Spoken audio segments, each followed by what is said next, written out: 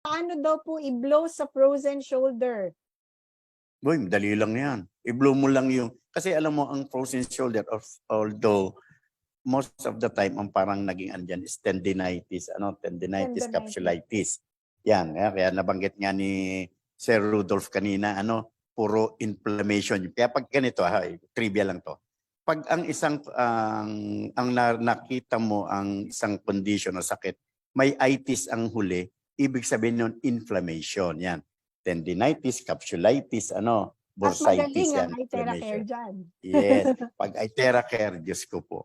Ah, Sisiw yan, sisiw yan. sisiw, So blow mo sisiw. lang doon sa area. Kasi ako sa akin ang assessment ko, yung karamihan may frozen shoulder, hindi lang naman mismo yung shoulder ang apektado.